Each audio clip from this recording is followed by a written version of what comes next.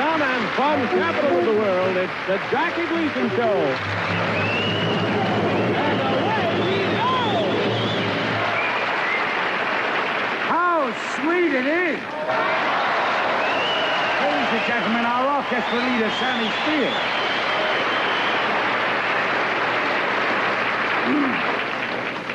I've heard of Tiger Rag, but this is ridiculous. Take another shot of that, will you? You know what I want to do with you again? I know this is throwing a curve at you, Sam. Have you got the trumpet? Let's get him up. Give Sam.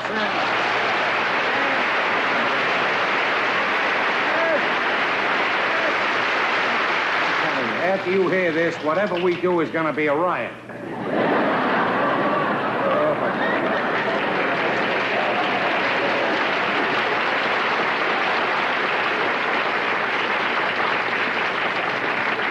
I hate to do this to you, Sam, but you were standing there so complacently. Would you mind buttoning your coat? I expose you to millions of people. See, these little jackets are made for him by our costume designer. They don't really fit. Who could make anything that would fit? What would you like to play, Sam? Of course, I could probably stand here for 40 minutes. Yeah, but I just want to know what you're going to play. Oh, there's a professional little thing he did there. Upside down mouthpiece. Well,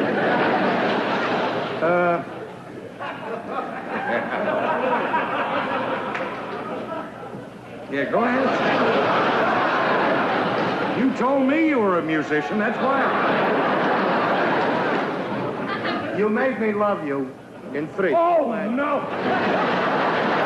You made me love you. In 3. Yeah, go ahead, right here. No, well, do I get a little chance to rehearse? No chance.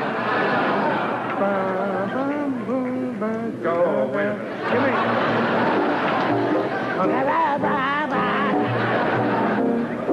Just play it. Now, give me 4 bars now. All right, give him 4 bars now, like. You can postpone it.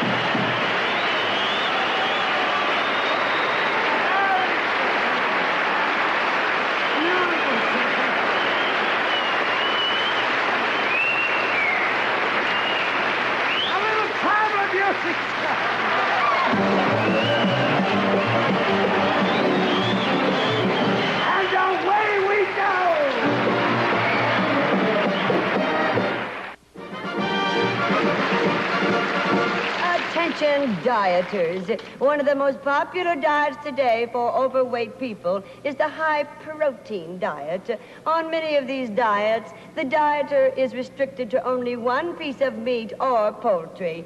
We now show you 2 people who are forced to get along on this high-protein diet.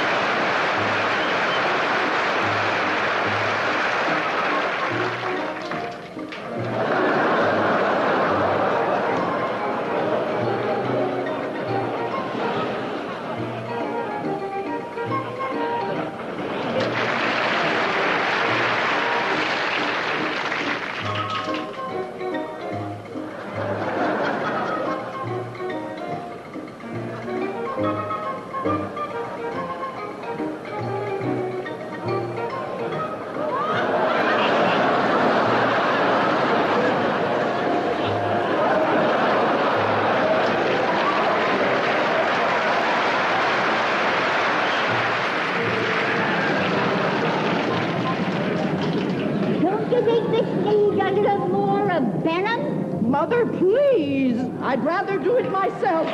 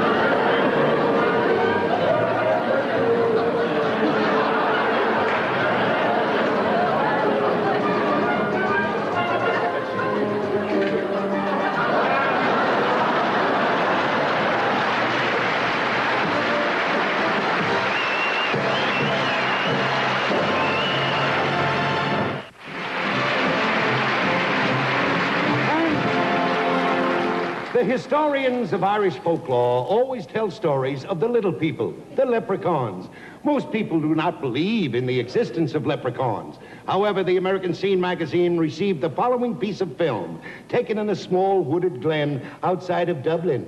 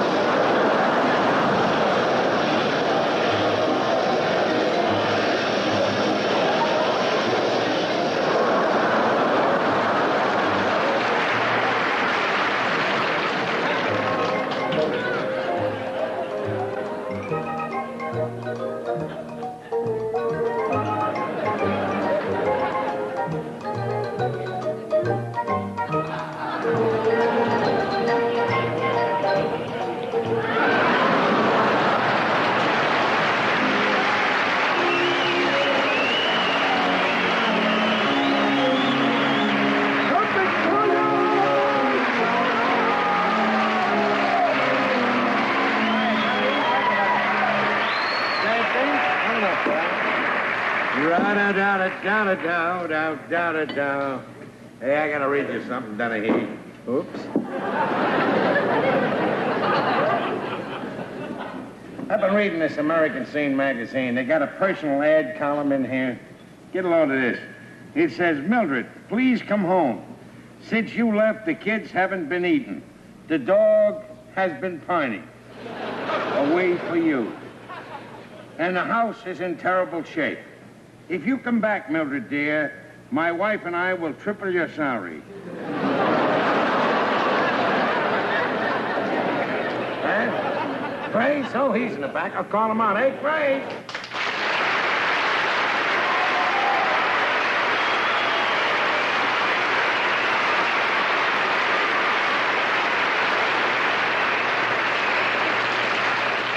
Hey, Joe. Oh, Mr. Johnny. Joe, I got a terrific riddle for you. Why does the bumblebee hum? I don't know. Why does a bumblebee hum? Because he forgot the words. I got another one for you, Joe. Why did they put a bell around the bull's neck? I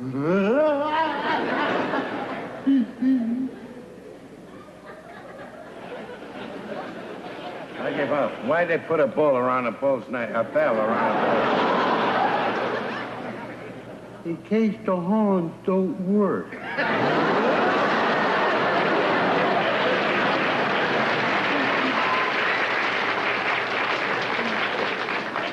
Hey, Joe, did you hear what happened to Alan Swart? He just got back from his trip to Australia. Yeah, he was telling me all about it. He says, hey, Craig, you know I was down there in Australia, the hottest time of the year. I said, yeah. He says, yeah. He says, you won't believe this, but when I was down in Australia, it was 185 degrees in the shade. I said, wait a minute. What do you think you're talking to, some kind of a dope? 185 degrees in the shade. You couldn't live down there. He said I wasn't living, I was just visiting. I think we got here.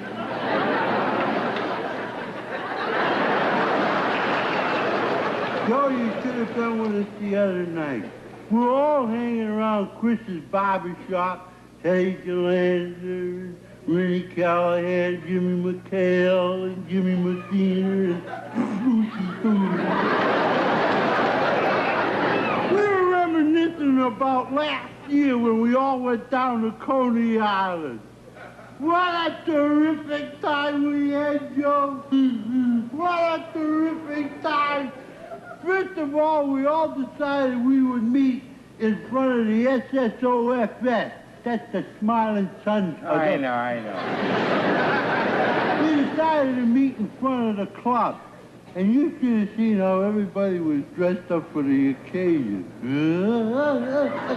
Rennie Callahan shows up with a brand new sport coat. He got the coat at a bargain, too. Yeah, it had a slight imperfection. One of the sleeves were missing. Everybody's all dressed up, and Jock O'Connell shows up with a pair of sneakers, and Fruity Toolie had his bathing suit off. We were all set to go out of Coney Island, but we didn't have any transportation. So Moriarty, the undertaker, he loaned us 2 of his hearses. And boy, that buggy Lombardo caused a dozen accidents on the way down. He's lying down in the first hearse. And every once in a while, he'd sit up and wave.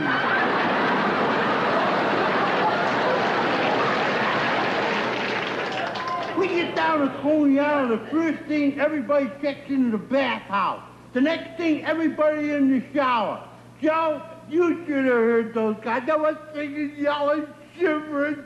They were like a bunch of kids. And all of a sudden, the fun stopped.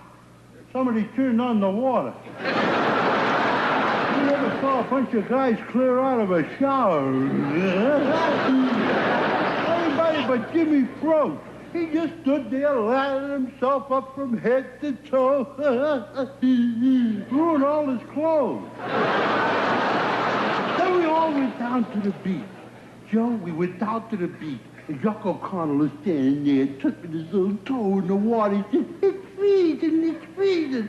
So me and Fruity Toolie,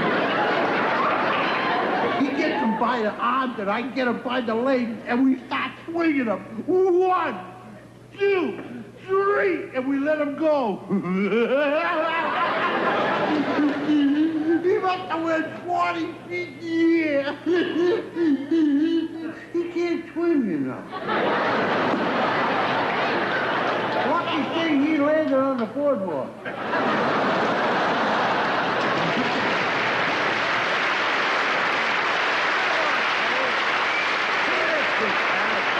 Joe. Come on, Rick. The guy here.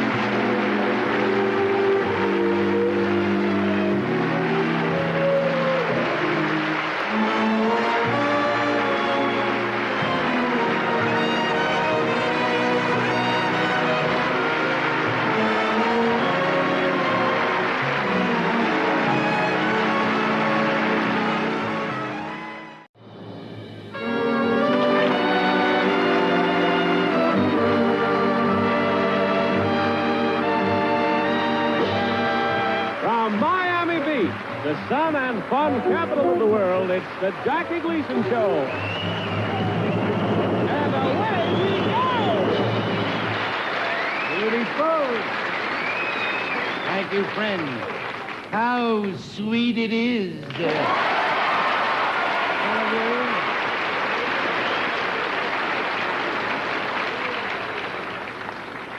Oh, no. Another creation. Ladies and gentlemen, our orchestra leader, Sammy Spears.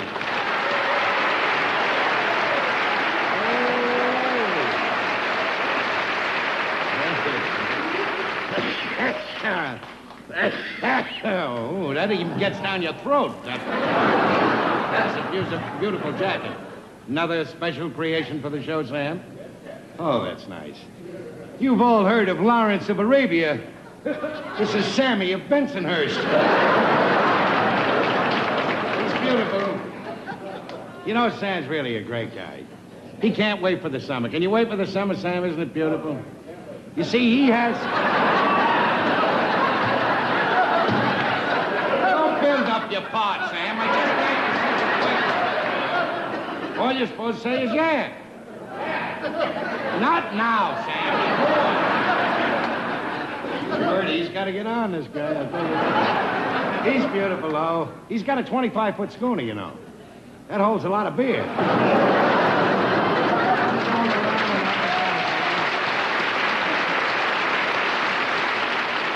Well, I must say that this is a lovely audience. Last week I came out here to do the show. There's 4 kids sitting in the first row. They got notebooks with them, rulers, erasers, pencils. And through the whole show, they're writing in the books. Didn't look at me once. So when the show was over, I went down and said, what happened, kids? You didn't like the show? You're looking in the books through the whole thing? They say, no, we have a strict rule at home. We can't watch television until we finish our homework.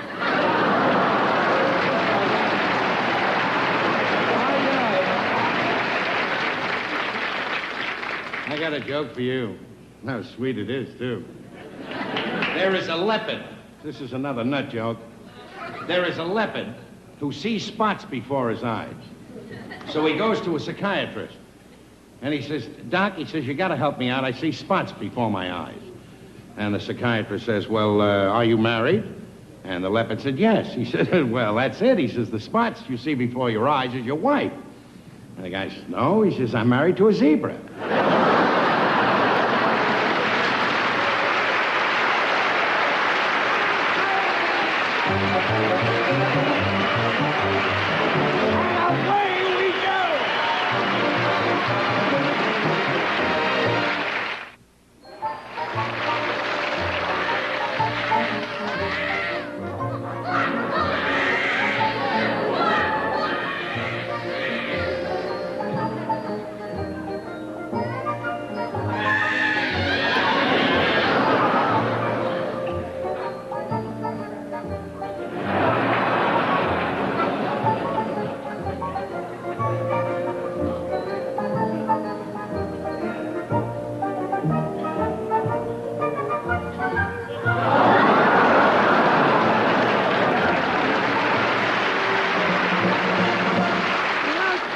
Think of witches as outdated, something that happened in Salem hundreds of years ago. However, from time to time, there have been reports of people actually seeing witches. In fact, the latest report was of one witch operating in the vicinity of Miami Beach.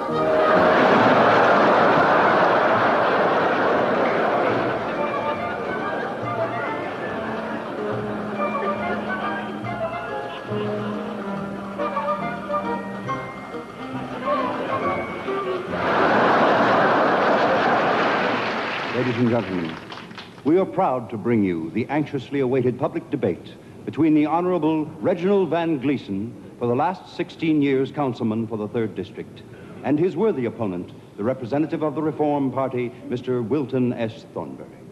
Although both candidates are here in the studio, due to the heat of the campaign, it was thought best to present them in separate areas.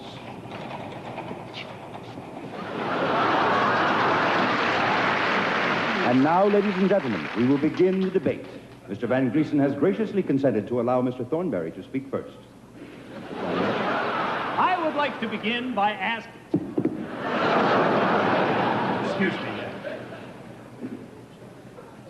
I would like to ask my opponent how it is that on a salary of $5,000 a year, he owns an 18-room mansion with 2 swimming pools, a 60-foot yacht with a crew of 5, a summer home at Newport, and 3 chauffeured limousines. I repeat, how can a man who earns $5,000 a year have those possessions? I am thrifty.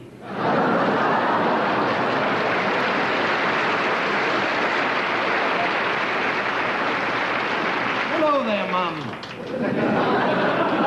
I would further like to ask, why is it that the San Francisco Bridge, which is 1.5 miles long, costs $63 million, whereas the bridge over Miller's Creek in our district, only 40 feet long and built by your cousin, costs $73 million? Can you answer that? I will, and I'd be glad to. However, before you make any accusations, I would suggest that you get your facts straight. You just said that the San Francisco Bridge cost $60 million. I say you fib. You're a fibber. The San Francisco Bridge cost $55 million. And, of course, the Miller's Creek Bridge did cost $73 million. But that was because of a small engineering error. They built it over dry land. Then why did you not move it? Oh, that's what you would have done, and wasted the whole $73 million. But I, for a measly sum of $16 million, built a river underneath the bridge. Hello, Mama. Oh, you're good sitting there. Mr. Van Gleason, would you like to pose a question to Mr. Thornberry? I certainly would like to pose a question to my opponent, since he has found right to vilify me and blacken my name in front of my dear old Mom. Hello, Mom, you're looking good. I would like to sling a little mug, as same as my opponent is doing. Therefore, I would like to ask this question.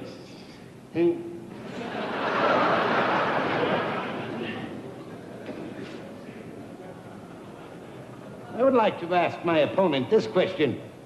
Where were you during World War II? On the day war was declared, I enlisted as a private. I spent 48 months in combat. I flew 30 missions over Europe, won a Purple Heart, an Air Medal, 2 Bronze Stars, the Distinguished Service Cross, and was honorably discharged as a lieutenant colonel. Don't write any more notes, Mother.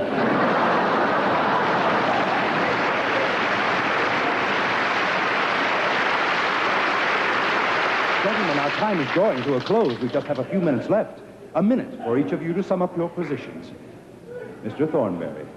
Ladies and gentlemen, I seek your votes solely on my record as a man, a soldier, a citizen, and a father. I thank you. My wife thanks you. Susie here thanks you. Nancy thanks you. Judy thanks you. And our wonderful little baby thanks you. Oh, the baby boo. Now, Mr. Reginald Van Gleason. Friends, you have just witnessed the spectacle of a sympathy-getting and a hypocritical politician in Acton who doesn't even have the gall to refrain from bringing in his army record, his domestic record, and his family. You are looking at me, friends. Plain old Reginald Van Gleason III.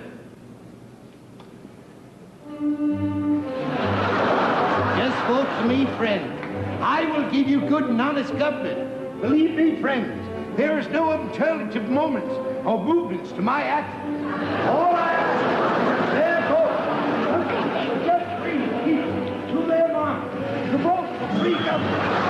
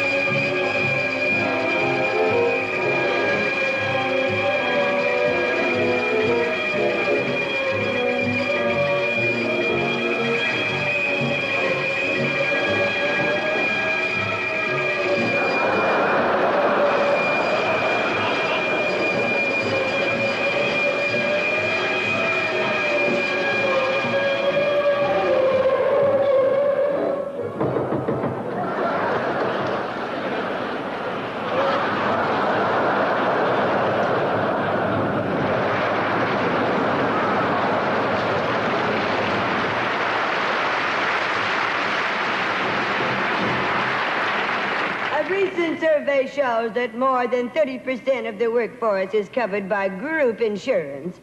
The benefits are known to all. There's nothing like group insurance when illness strikes.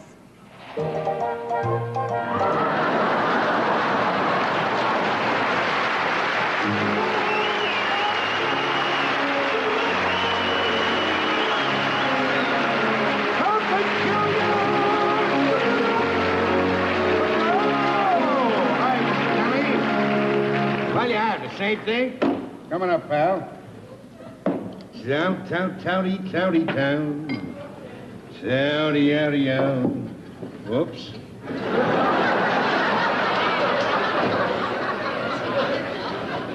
That holds it down every time, Donahue. I was reading in here. Did you see the American Scene magazine? You got a thing out about the population explosion in California. You know, they haven't got enough room in the schools for the kids. So they're doubling up all the kids and putting a girl and a boy at each desk. It's all right, except when they ring the bell at 3 o'clock, nobody wants to go home.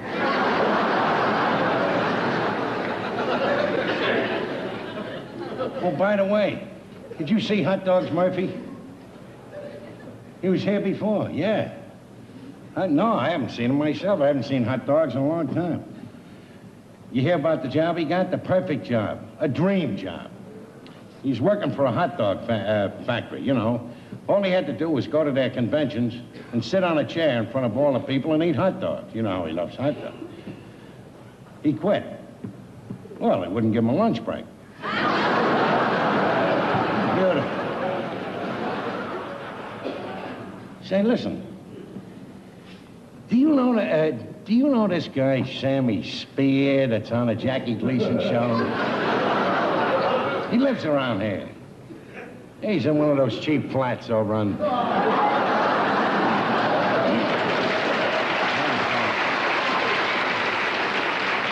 Well, you know, he gives music lessons. Yeah, he's on the Gleason show, and he gives these lessons on the side. Then he runs these concerts, where he puts his own students in the concert and then offers a prize. And then if he finds a wealthy guy, you know, that gives his kid a lot of lessons, that's the kid that wins the prize, you know. So he ran this violin contest. And he had some kids, you know, Sammy plays the trumpet. So you can imagine how he can teach kids to play the violin.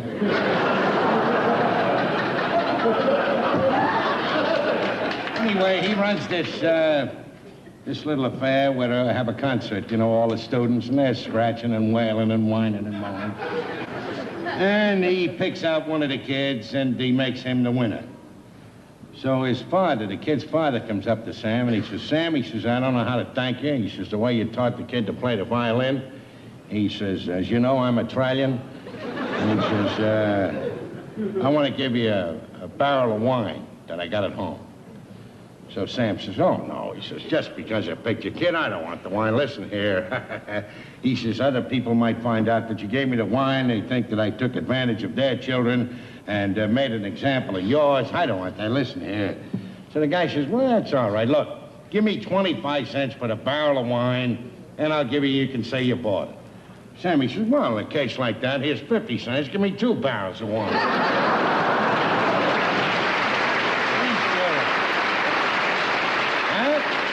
Oh, he's in the back. I'll call him out. Hey, Crazy!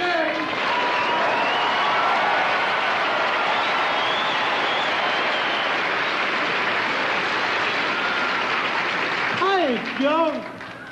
Hello, Mickey Daisy.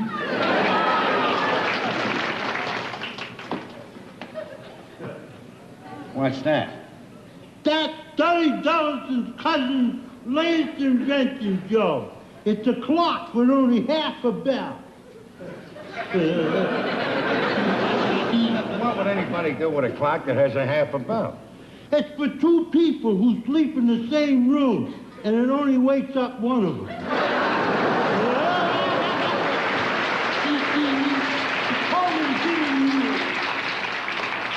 Tell him I say thanks.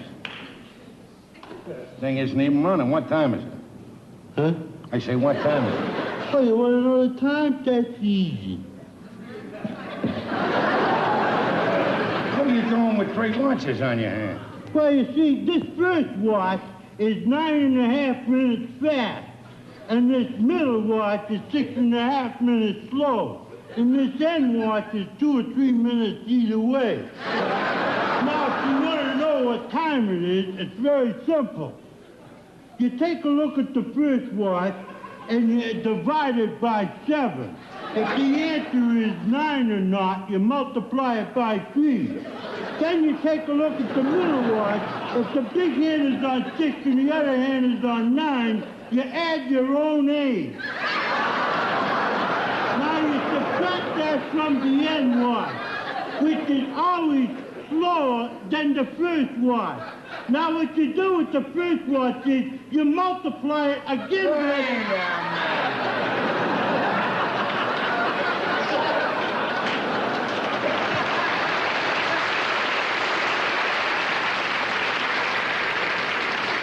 All I want to know is what time is it now? Oh, no, it's 8:47.